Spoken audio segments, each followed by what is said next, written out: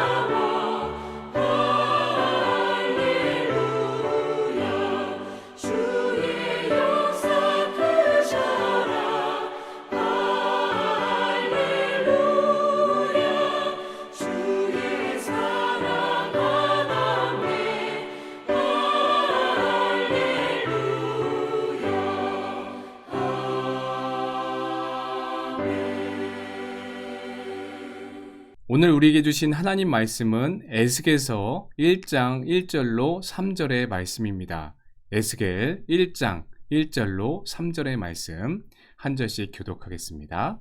30째 해 넷째 달 초닷새에 내가 그발 강가에 사로잡힌 자 중에 있을 때에 하늘이 열리며 하나님의 모습이 내게 보이니 여호야긴 왕이 사로잡힌 지 5년 그달 초닷새라. 갈대아 땅 그발 강가에서 여호와의 말씀이 부시의 아들 제사장 나 에스겔에게 특별히 임하고 여호와의 권능이 내 위에 있으니라. 아멘. 에스겔서는 남유다의 수도인 예루살렘이 바벨론 군대의 제4차 침공으로 인해 함락됨으로써 남유다가 완전히 패망한 BC 586년을 한 전후로 약 22년간 에스겔이 바벨론에서 하나님으로부터 받은 계시를 기록한 책입니다. 멸망하기 직전 바벨론에 있는 포로들에게 주어진 에스겔의 경고와 또 예루살렘 멸망 이후의 포로들에게 주는 소망의 메시지가 담겨 있습니다. 바벨론은 유다를 속국으로 만들고 사람들을 포로로 잡아갔습니다. 이때 예레미야 선지자는 예루살렘에서 왕과 백성들에게 하나님의 그 심판이 있기 때문에 굴복해야 한다고 권고했지만 그러나 유다는 바벨론에게 끝까지 대항하였습니다. 같은 시기에 바벨론에서도 포로 초기에 끌려갔던 에스겔이 예레미야와 같은 그 목소리로 그곳을 외쳤지만 대부분의 사람들은 하나님의 선지자들을 무시했습니다. 에스겔이라는 그 이름은 하나님이 강하게 하신다, 단련시키신다 라는 뜻입니다.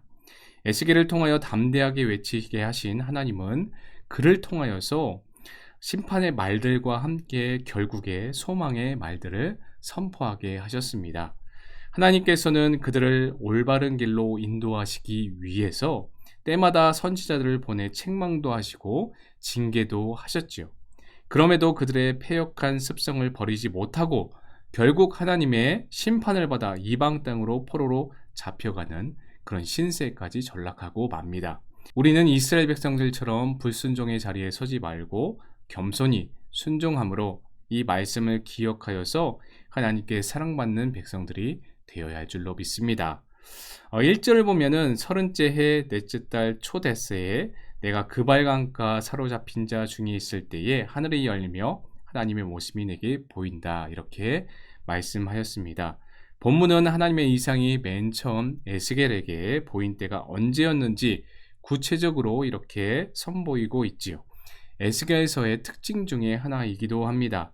30째 해란 에스겔의 나이가 30세가 되던 그런 해로 그때의 정확한 역사적인 시점은 2절에 보면 여호야긴 왕의 사로잡힌 지 제5년째 되는 해다, 이렇게 설명을 합니다.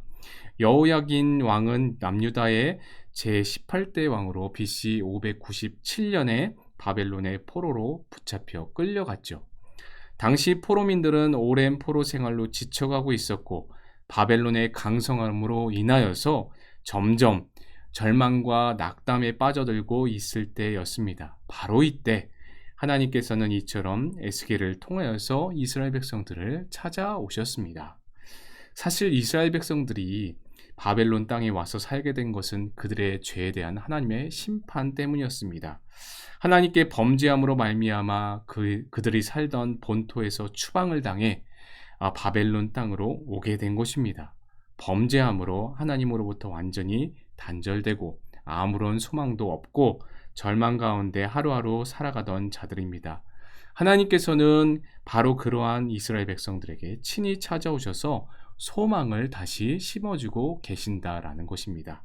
그렇습니다. 하나님께서는 아무리 범죄한 이스라엘 백성들이지만 그로 인해 징계받아 바벨론에 있는 그들을 완전히 버리시지 않았다라는 것이죠. 그리고 다시금 그들에게 찾아가심으로 소망을 베풀어 주신 것입니다. 이렇듯 하나님은 절망 중에 처한 사람들을 찾아가셔서 그들에게 소망을 베풀어 주시는 인자하신 분이십니다. 우리가 하나님께 범죄하고 그로 말미암아 절망적인 상황 가운데 놓일 때에도 우리가 소망을 가질 수 있는 그 이유가 무엇일까요? 바로 이처럼 친히 죄인들을 찾아오시고 위로와 소망을 주시는 하나님의 속성 때문인 것입니다. 우리가 성경을 보게 되면 하나님께서 죄인들을 친히 찾아오시는 사랑의 주라는 것을 분명히 확인하게 되어집니다. 하나님의 찾아오심의 절정은 바로 예수 그리스도의 성육신 사건이죠. 성자 하나님께서는 죄인들에게 구원의 소망을 주시기 위해 친히 사람의 몸을 입고 죄인의 그 한가운데로 찾아오신 것입니다. 이러한 성육신의 사건이 하나님께서 죄인인 우리들을 얼마나 긍휼히 여기시는지 또 얼마나 크신 사랑을 베푸시는지 선명하게 드러내 보이고 있다는 것이죠. 그렇기에 우리를 찾아오시는 하나님을 우리가 영접하고 그분의 은혜를 우리가 덧입어야 할 것입니다. 하나님께서는 반드시 회복의 은혜를 베푸시며 구원의 소망으로 우리를 충만케 하실 줄 믿습니다. 그런가 하면 하나님을 바라보면 절망적인 상황에서도 하늘의 문이 열리는 체험을 하게 됩니다. 다시 1절에서 에스겔이 자신이 그발 강가에서 사로잡힌 자 중에 있을 때에 하늘이 열리며 하나님의 모습이 자기에게 보였다, 이렇게 이야기를 했지요. 우리는 여기서 에스겔이 하늘이 열리는 이상을 보고 그런 체험한 때가 바로 사로잡힌 때였다, 이렇게 말한 사실에 주목해야 합니다. 사로잡혔다 하는 그 말은 바벨론 포로를 가리키지요.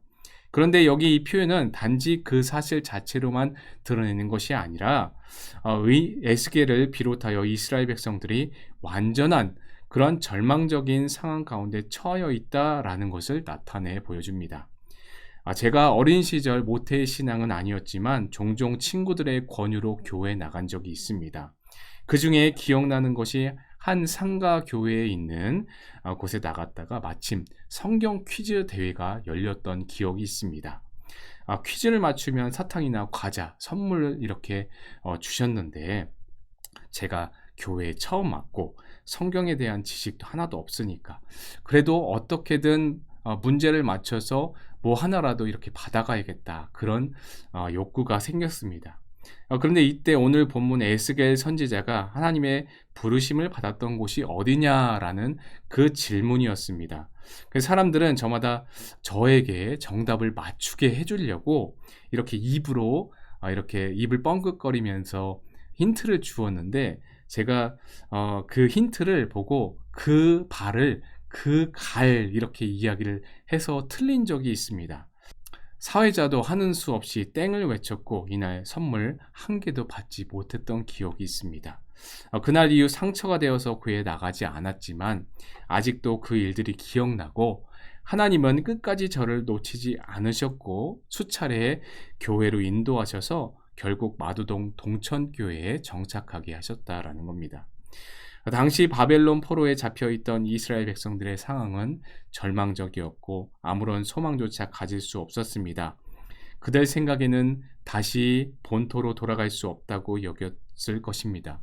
이처럼 이스라엘 백성들은 그나마 가졌던 신락 같은 희망마저 잃은 채 오직 절망만이 무겁게 짓누르는 그때에 에스겔로 하여금 하나님께로부터 소명을 받게 하셨던 것입니다. 절망적인 때에 하나님께서는 에스겔을 만나 주셨고 또 그를 통해서 바벨론 땅에 거하던 유다 백성들을 만나 주셨습니다. 하나님은 자신의 백성을 끝까지 놓지 않으시고 희망이 사라진 그들의 삶의 자리에서 하나님께서 새로운 희망의 빛을 비춰 주십니다. 본문에 하늘이 열렸다고 말하는데 사방이 꽉 막힌 것과 같은 에스겔과 이스라엘에게 하나님께서 하늘에 여시고 찾아와 주셔서 만나 주심으로 새로운 희망을 주셨다라는 겁니다. 그렇습니다.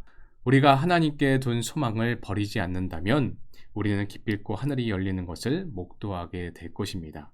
또 하나님께서 우리의 길을 여시고 인도하셔서 영광스럽게 하심을 체험케 될 줄로 믿습니다.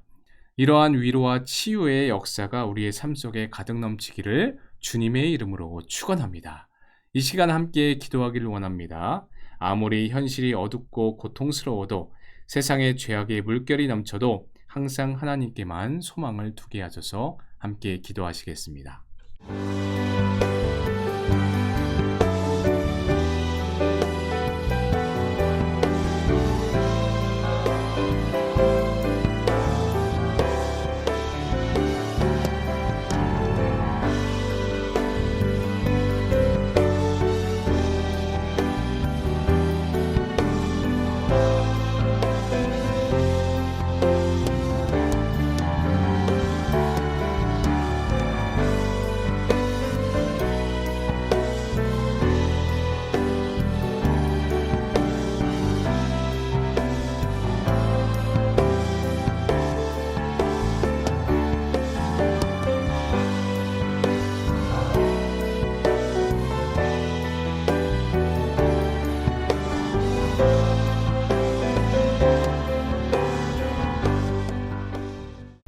사랑 많으신 하나님 아버지 감사합니다. 바벨론 포로 중 소망이 없는 에스겔과 이스라엘 백성들을 끝까지 버리지 아니하시며 그들을 돌이켜 소망과 위로와 치유의 역사를 베푸시는 하나님 아버지, 오늘 저희의 상황도 너무나 어렵습니다.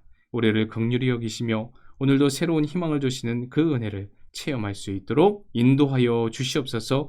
감사를 드리며 예수님의 이름으로 기도하옵나이다. 아멘.